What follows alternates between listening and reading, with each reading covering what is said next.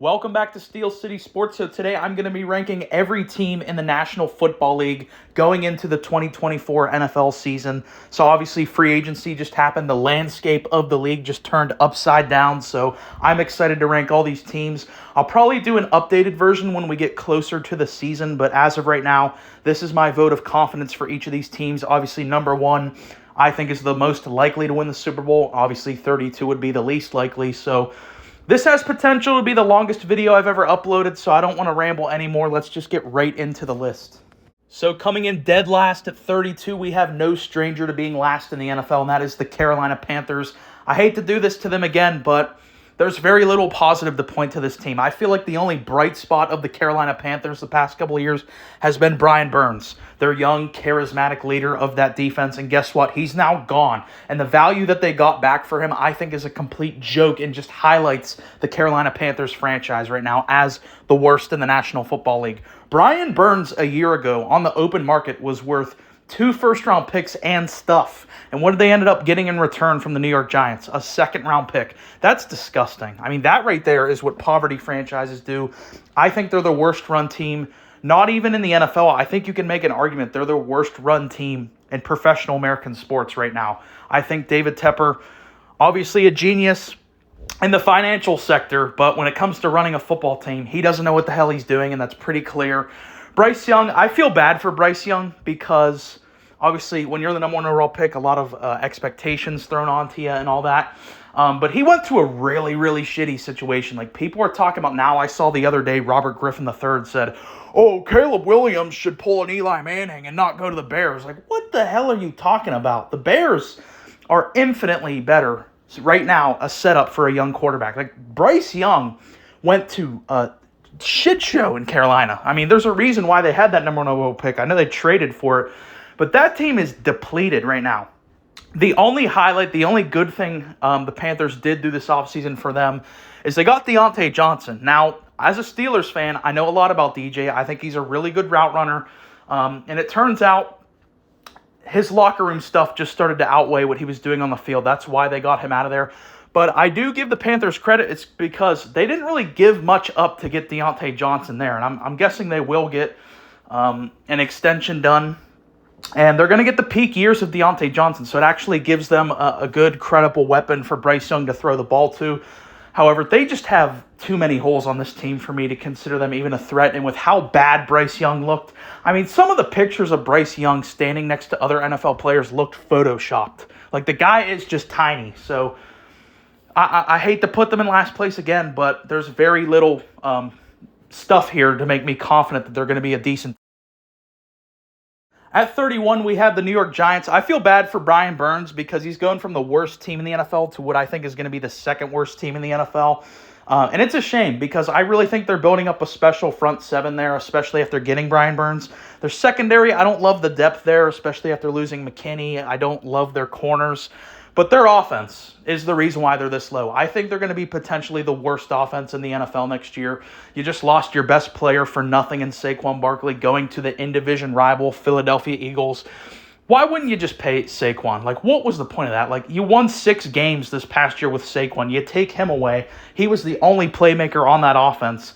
Now what are you going to do? Like, I think even if you got, like, the top receiver prospect, Marvin Harrison Jr., which they're not going to get because he's going to get taken before them unless they trade up. But even if you put him on this roster, I don't think it makes a difference because Daniel Jones is on the worst contract in the NFL right now. And you go back and look at the year that got Daniel Jones that contract, he threw 15 touchdowns. I mean, it is legitimately it still kills my brain cells to this day that Daniel Jones got a $40 million annual contract. You go and look at some of the elite players around the league and see that Daniel Jones is making so much more money than them. It's a mess. The New York Giants are a mess. There's so many question marks. The receiver core sucks, in my opinion. They're going to be looking to address that in the draft. But even if you address that, you got 30 other problems on this offense. The offensive line, I think it's trending in the right direction, but they have injury issues. I just don't know. Like, is Brian Daboll even a good coach anymore? Like, what the hell is going on with the management of this team? I think they're just a dumpster fire. And like I said, I think they have real potential to be the worst offense in the NFL next year. It doesn't even matter who they draft with that 6th overall pick. At number 30, we have the New England Patriots. To me, had the worst coaching changeup of the entire offseason because they got rid of Bill Belichick, who was really the only bright spot of their team last year because he still brought that intensity, that knowledge of the defensive side of the ball. They only won 4 games last year. However, their defense was still keeping them in games. Bill Belichick is still a hell of a defensive coach and is the best defensive mind in the history of the NFL. So I was all on board for firing Bill Belichick. If we're going to just restart our culture and try to build up something different, bring in an offensive mind who's going to work with this quarterback you're about to draft with the 3rd overall pick. But what do? They do the complete opposite of that. They go, oh, let's take one of Bill Belichick's guys and Gerard Mayo and make him the head coach, who's going to try to run Bill Belichick's system. To me, that makes no fucking sense whatsoever. If you're going to run Bill Belichick's system, why the hell wouldn't you just have Bill Belichick run his system? To me, that literally makes 0 sense whatsoever. I think that's terrible. And this team, just from a roster standpoint, is a disaster. I mean, it's dreadfully bad, particularly the offensive side of the ball. I mean, there are so many holes on this team. Their best offensive lineman, Trent Brown, just left for Cincinnati. I think they have arguably the worst wide receiver core in the NFL. They have no true playmaker at the running back position. Like, whoever they draft with that 3rd pick, whether it's Jaden Daniels, whether it's Drake May, I feel bad because it's going to be rough, especially with a defensive-minded coach. I don't even know who their OC is. They are a big rebuild project. They have a lot of holes on this team, and for me, like I said, the one bright spot was Belichick was still able to coach the defensive side of the ball. Now you're getting a watered-down version of Bill Belichick running the defense. I think Gerard Mayo, he could be a great coach. I could be completely wrong, but I think all signs as of right now point to him just being a lighter version of Bill Belichick. So I just don't know what to do with the Patriots. Their roster's a mess, and I don't know what to feel about the coach. At 29, I have the Denver Broncos. I just don't know what to do with this team. I mean, they were pretty mediocre last year with 8 wins, and I think they found a way to get significantly worse from a roster perspective. You lost one of your best defensive players, Justin Simmons, for nothing. You just cut him. I still think he's one of the premier safeties in the NFL. You traded away Jerry Jeudy for a bag of popcorn to the Cleveland Browns, and who's your quarterback right now? Jarrett Stidham? Like, I get it, they're probably going to be looking for the draft, but where they sit right now, they're obviously not getting one of the elite guys, and the Vikings have been rumored to be trading up now for weeks. So I just don't know. Like, even if you get McCarthy, he's probably got to sit for a little. Like, are you just going to throw McCarthy right out there now? Or if you get Bo Nix or Penix, like whoever you get, I don't think is going to be a day one NFL starter. So you're probably starting the season with Jarrett Stidham as your starting level quarterback, which is a flagrant disaster. You lost a lot of guys this offseason. I just don't like the Denver Broncos whatsoever, what they've been doing this offseason. Like, Russell Wilson, did he deserve that contract? Absolutely not. And they obviously admitted that he wasn't worth that by cutting him. But was Russell Wilson bad enough to pay him $40 million to play for a different team? Absolutely not. That is ridiculous for me. Felt like Sean Payton had a personal vendetta against Russell Wilson, just didn't like him the second he walked in there. Like I said, he wasn't worth that contract, but he wasn't bad enough to have Jarrett Stidham now as your quarterback or a rookie and paying him $40 million to play for the Pittsburgh Steelers. So I just don't like how this team is being run right now. You lost a lot of decent to good players this offseason, and I just don't know what to do with them. That's why they're this far down here. At 28, we have the Washington Commanders, and they were another team to make a move at the head coaching position. They had a very busy offseason. They basically stripped away their entire front office, their head coach, their offensive coordinator. They basically changed the entire team from a management perspective. New GM, new coach, new coordinators, new everything for them. So I do like that and blowing it up. However, for head coach, Ron Rivera and Dan Quinn are essentially the same person for me. Like, they might differ on a play-to-play defensive philosophy standpoint, but for me, in the grand scheme of the NFL, they're the same guy. Like, they've both been coaches. They both got the Super Bowls as coaches and lost them. And they both are probably best suited to be defensive coordinators in 2024 NFL football. So, is it a terrible signing? No. It doesn't move the needle for me? No, not in any which way. As for the players they signed, they went out and got a lot of veterans. Like, Bobby Wagner is still pretty good, but he's nowhere near what he once was. Austin Eckler, I think, has tricked a lot of people. A lot of people who play fantasy football think Austin Eckler is like a top 5 running back in the NFL. He's absolutely not. He's phenomenal in the catching game. That's why he gets a lot of fantasy points. But in terms of like being one of the best running backs, no. There's a reason why the Chargers were never, ever willing to commit long-term money to Austin Eckler. He's a good gadget player, but as a pure running back, struggles at running between the tackles. Zach Ertz. I haven't heard of Zach Ertz's name since he got traded from Philadelphia, so I don't know if he's even still any good. All that being said, though, there is some positive momentum about this team because obviously you have, the number 2 overall pick. So you're getting either Jaden Daniels or Drake May. I would lean more towards Daniels just for his athleticism and playmaking ability. I think he fits with Cliff Kingsbury's offensive philosophy a lot better than Drake May. And there are some weapons on that offense for him to work with. If they clean this up and they're well run for the next couple of years, they could be trending in the right direction. However, I just think they're a couple years off from being a real, legit team. At 27, we have the Arizona Cardinals, and they're another team that needs a lot of work. However, they have one really important thing, the most important thing you can have in the NFL. They have their guy at quarterback. They have their franchise quarterback. There was a lot of uncertainty around Kyler Murray going into this season. A lot of people, myself included, didn't even think he was going to be a Cardinal past this year. You know, if you go back, everyone thought, oh, they're just going to tank and get Caleb and trade Kyler. Like, everyone thought that was the blueprint for them. But Kyler came back, looked really good individually. I know they didn't win many games, but he showed he can still be a big-time playmaker.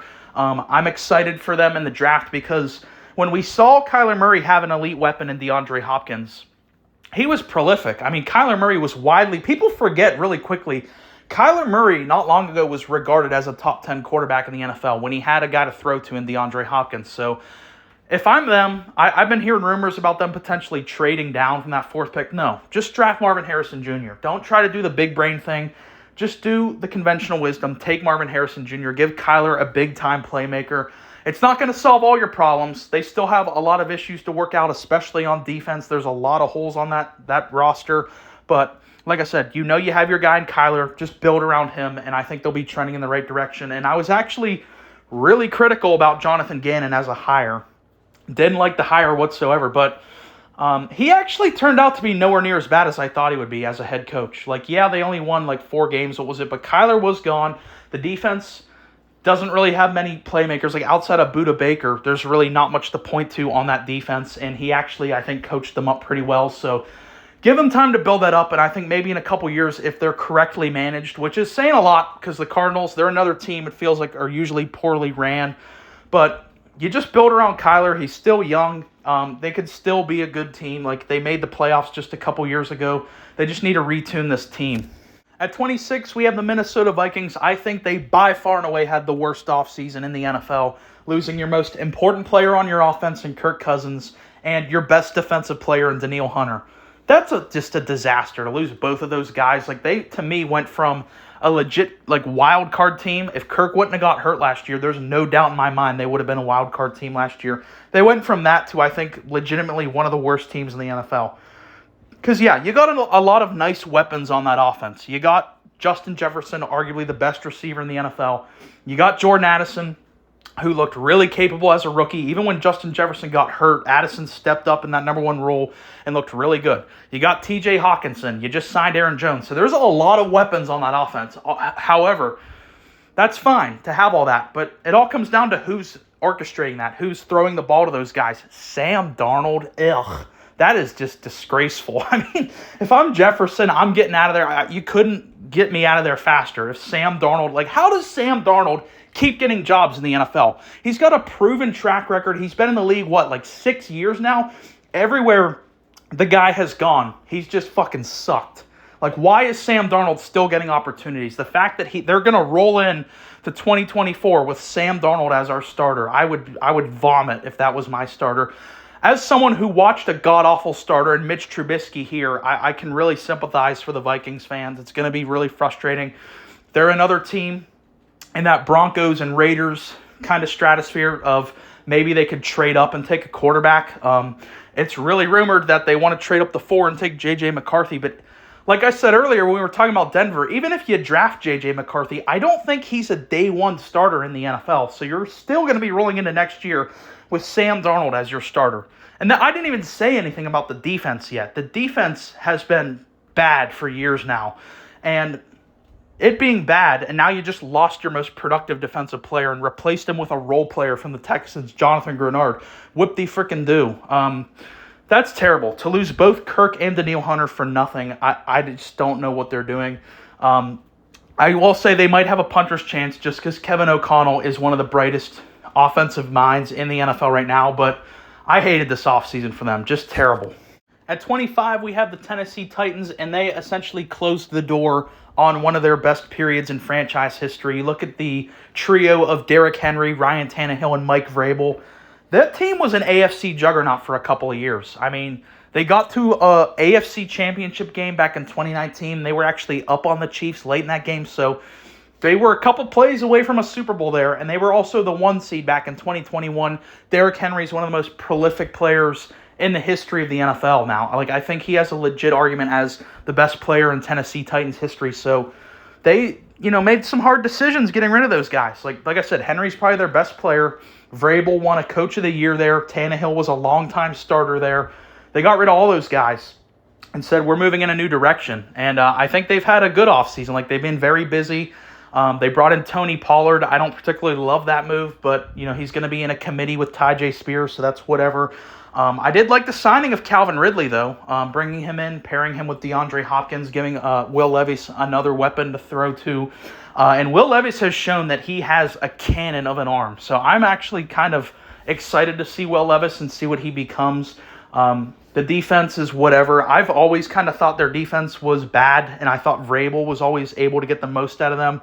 We'll see what Callahan does. Their new head coach, former Bengals offensive coordinator, was around Burrow a lot, obviously, so I don't know if he was a big part of helping Burrow become who he was, or if he was just benefiting because he had a phenomenal quarterback. So they're definitely an interesting team, because I honestly wouldn't be surprised if they won 9-10 games in their playoffs next year. I also wouldn't be surprised if they won 3 games next year. I think it really all comes down to that new head coach, Brian Callahan, and it comes down to Will Levis. Can he play? We're going to find out this year because they gave him a lot to work with. At 24, we have the Las Vegas Raiders, a team that feels like they're just destined to stay in NFL purgatory forever. They just can't get the quarterback position right. They got rid of Derek Carr. They gave Jimmy G a lot of money last year, and he lasted, 4 games as the starter. They benched him for Aiden O'Connell. Now they go out there and sign Gardner Minshew. It's just a shame because Davante Adams, I still will argue anyone that he's a top 5 receiver in the NFL right now, and he's just wasting away his prime years on this team. It's awesome to have these great playmakers at the receiver position, but if you don't have anyone to throw the ball to them, what's the point of having them? I think that they kind of regret that trade. The Carr thing lasted a year, and they got rid of them. They got some really nice high-end players, like we just said, Devontae, Max Crosby. They just stole away Christian Wilkins from the Dolphins, so they're not bad enough to win 2 games and then get the number 1 overall pick. They're never going to be that bad because they have some really high-end players. But they just don't have a very high ceiling, given their quarterback situation. They have some holes on their defense still in that secondary particularly. Antonio Pierce, I don't mind the signing. I don't mind the hire, making him the full-time head coach, because obviously you noticed a massive change whenever he took over last year. But I think one thing is for sure is you basically guaranteed yourself you have the worst coach in the division now. Because as much as I dislike Sean Payton, I think he's grossly overrated. I'd still probably say he's a better football coach than Antonio Pierce, at least as of right now. Say what you will about Harbaugh, probably take him over him, and Andy Reid, of course, is the best coach in the league right now. So Pierce, I get why they did it. The players really liked him, but you basically just confirmed, we're going to have the worst coach in the division for a couple years now. The quarterback, again, they're another team who could trade up, but as for next season, I just don't see them doing very much. At 23, we have the Seattle Seahawks, another team that moved on from their long-tenured head coach, and that was Pete Carroll. For me, I felt like it was just time for Pete. He's a defensive guy, and it felt like despite them having really good defensive personnel, they were just never really able to put it together, and they bring in the former Ravens defensive coordinator, Mike Macdonald. This past year, the Ravens just had the best defense in the NFL. So I definitely think this is an upgrade bringing him in at head coach. Interested to see what he does as a head coach. Obviously, at first time as that. He's worked a lot with the Harbaugh brothers, so I think that's a good hire. In terms of their team, it's kind of the same thing it's been. They didn't make any massive trades. I know they brought in Sam Howell, but I still think Geno Smith is the starter here. They're a solid team. They're not going to be terrible. I think they're in that 8 to 9 win level. I could see them maybe even squeaking into that last wild card spot in the NFC potentially. And I'm interested to see what they do in the draft because There's been some rumblings about they could even be one of the other teams who could draft up for a quarterback. I'd like to see Penix there. He's obviously a Washington guy. To see him stay up there, I think would be kind of cool. But like I said, not a terrible team. Like roster-wise, I actually like a lot of their players. It's just, the quarterback, Geno Smith, is good, not great. So they're kind of in that range there of 9 to 10 wins, 8 wins maybe. At 22, I have the New Orleans Saints, and they were one of my most disappointing teams from this past year. I picked them to win the NFC South. I was like, well, bringing in Derek Carr, you probably have the best quarterback in the division. You probably have player for player the best roster in the division. They got some weapons there. Obviously, Chris Olave won Offensive Rookie of the Year. You got Kamara, who I think is one of the most underrated players in the NFL. I mean, people don't talk about Kamara anymore, but he is still one of the most dynamic weapons in the entire NFL. And the defense, you still got some elite-level players on that defense. Cam Jordan, Demario Davis, Lattimore. So I was like, there's a lot to like. The division's kind of weak. I was like, yeah, getting Derek Carr should be stable enough for them to win at like 10, 11 games. They didn't do that. They missed the playoffs. They kind of just running it back, and that's what surprised me. One of my biggest surprises of the offseason was Dennis Allen not getting fired. Like, what did the New Orleans Saints see this past year from Dennis Allen? And we're like, yeah, let's run that back. Let's bring that guy back. Like, what did you see to make you want to keep that guy around? For me, has no business being a head coach. Like, I get it, giving him 1 year after Sean Payton left, like promoting from within, promoting a coordinator for like a year, okay, just as like a bridge guy. But now that he's had the job a couple years now, like I said, I don't really understand what the Saints see in that guy. I don't get why he's the head coach. Derek Carr was a massive disappointment, a bust. They gave him a lot of money, and he just wasn't very good last year, especially in the big moments. For me, Derek Carr, it's weird to say this for the NFL because this feels like more of an NBA term, but I feel like Derek Carr is a stat patter. Really, I do, because like they're losing by like 3 scores late in the fourth quarter, so of course they're going to pass, so his numbers are going to look better. But when the game mattered, Derek Carr doesn't really do much. So I'm kind of out on Derek Carr. I was wrong about that signing. They just brought in Chase Young for $13 million. I just found out he's going to get neck surgery. Like, why would you sign him if he can't even pass a physical? I just don't know with the Saints. Like, they got talent, but I don't know. At 21, I have the New York Jets, obviously the biggest disappointment, the biggest tragedy of last year. Aaron Rodgers getting hurt on the first drive of the season after all the hype, all the build-up to him going to the Jets. On paper, they're a good team. You just look at their roster. Their roster looks really nice, but I think the odds are just against them. You look at their guys on offense. You got a lot of injured players, a lot of banged-up guys.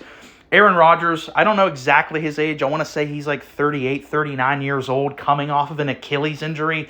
That really worries me. Like, the odds of that working out, I get it. Like, Aaron Rodgers, he really, really, like, shocked everyone with how great his recovery process went. But just say it out loud. A 39-year-old quarterback who did rely on his mobility and athleticism coming off that injury, the odds are just against it. And you look at some of the other guys on the offense as well. They just brought in Tyron Smith. He's another injury-prone guy. They brought in Mike Williams. I really like Mike Williams, but again, another injury-prone guy. Breece Hall had a disgusting injury in his rookie year. It's like, on paper, I like the talent they have, but it's just the odds are against them. They got a lot of banged-up guys.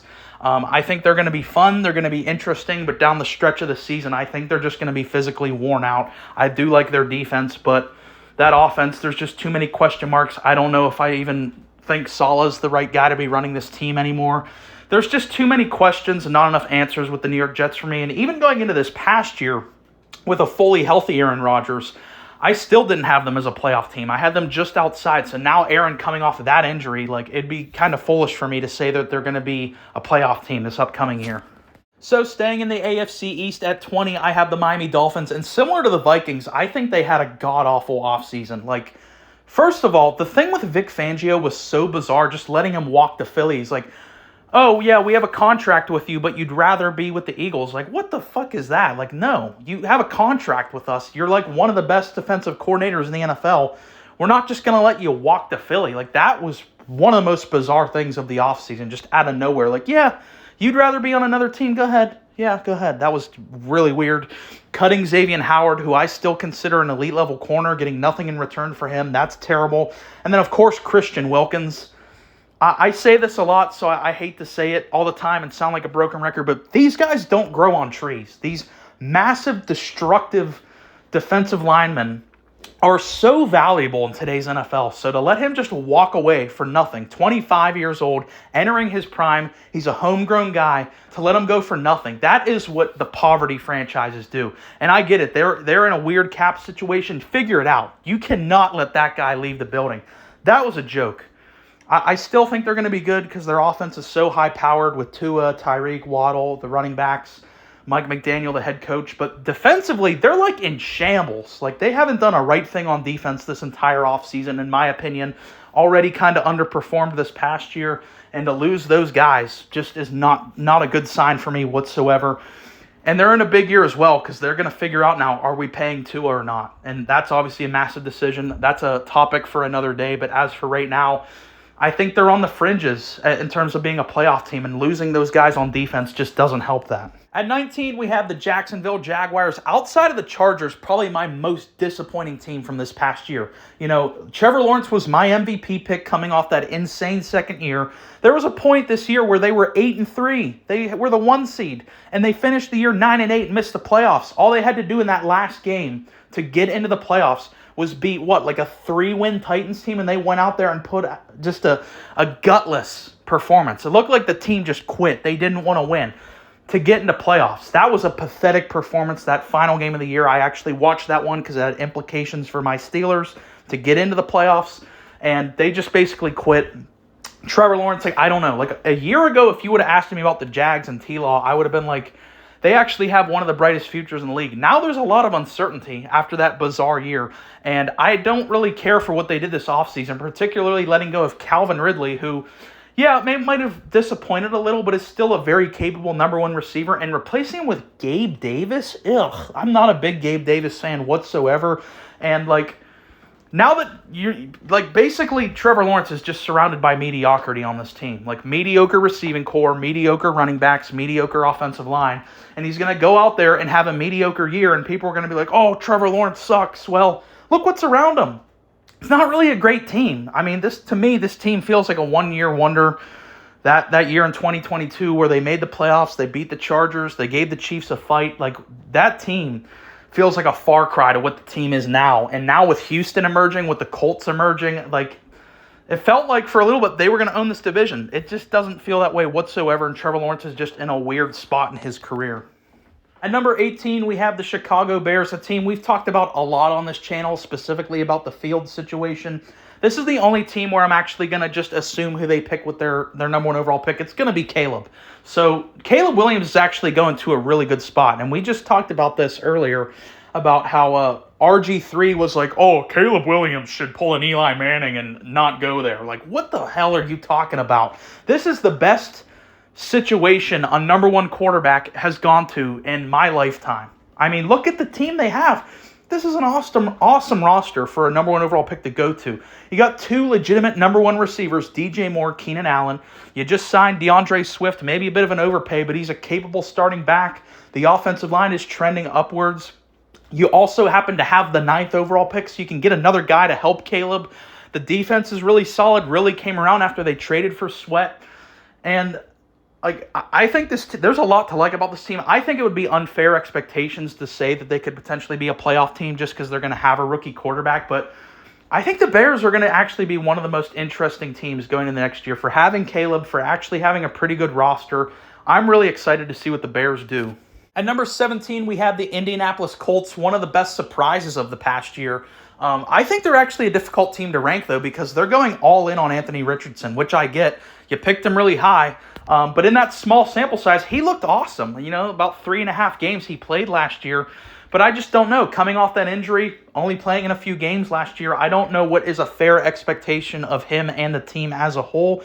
Ultimately, though, I'm going to go with it works just because I simply trust Shane Steichen. I think he's one of the best offensive minds in the NFL. Made Jalen Hurts look like an MVP-level guy. Got to the Super Bowl as the play caller with the Eagles. And last year, no one had the Colts being that good. I mean, they were a game out of the playoffs with Gardner Minshew as their starter. Their roster does need a little work. It's not perfect, but when healthy, they got a nice offensive line. I think they need to improve on their skills positions, definitely. I like Michael Pittman, but on an ideal team, he's probably your number 2 option. So I'd like to see them go get another receiver. You got Taylor, obviously. The defense is pretty solid. So the Colts are a good team. It's like I said, I just don't know what their ceiling is because I don't know what to make of Richardson coming off the injury. So that's actually going to do it for today's video. I was going to do all of them in one video, but we're already over half an hour here. I doubt anyone's still even listening to this anyways, but if you are, I really appreciate it. I'd definitely like to hear your rankings in the comments down below. Please like and subscribe.